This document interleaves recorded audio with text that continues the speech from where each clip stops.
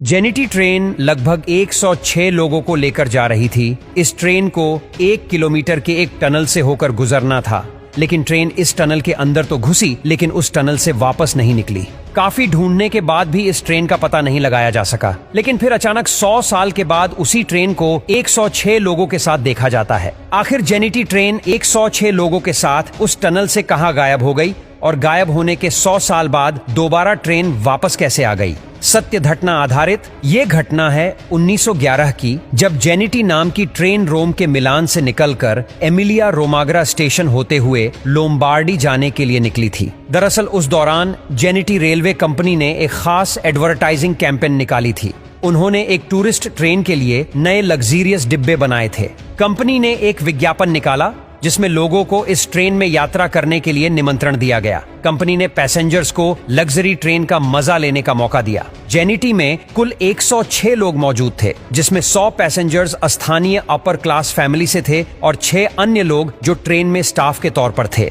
मिलान से ट्रेन ने यात्रा शुरू की और इटली की खूबसूरत सीनरी के बीच लोगों ने शैंपेन के साथ अपनी यात्रा का आनंद लेना शुरू किया। सब कुछ ठीक चल रहा था।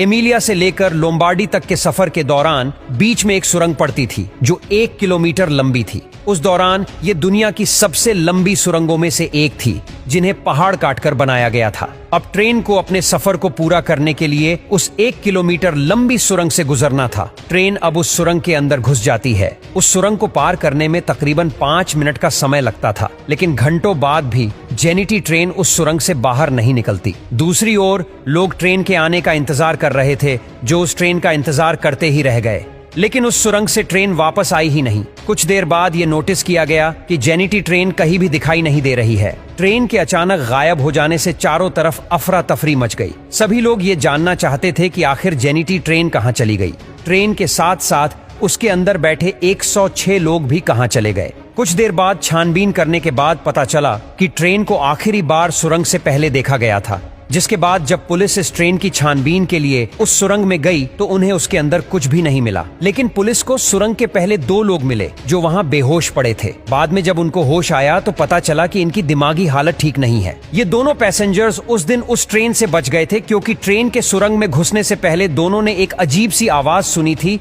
और फिर सफेद धुंध छा गया था। इसलिए घबराकर दोनों ट्रेन से कूद गए थे। लेकिन इस घटना के बारे में दोनों ने कभी कुछ नहीं कहा और कुछ ही दिनों के बाद उनकी रहस्यमयी तरीके से मौत भी हो गई। काफी पता करने के बाद भी न तो ट्रेन के बारे में पता चला और न ही बाकी पैसेंजर्स के बारे में।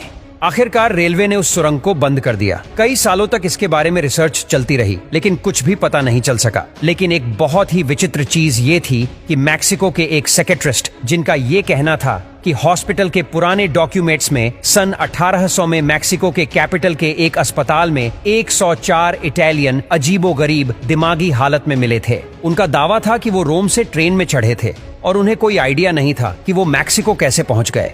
अब ये सोचने वाली बात है कि ट्रेन ने अपना सफर सन 1911 में शुरू की थी, लेकिन उसके 104 पैसेंजर्स सन 1800 में दिखाई देते हैं, वो भी इटली से 10,000 किलोमीटर दूर मैक्सिको में। ये बात जब लोगों के सामने आई तो इसने सबका दिमाग हिलाकर रख दिया। इसके अलावा कई बार अलग अलग जगह पर इस ट्रेन को देखने का दावा किया गया। कई लोगों ने कहा कि ये ट्रेन किसी तरह के टाइम लूप में फंस गई है और वहां से निकल नहीं पा रही है।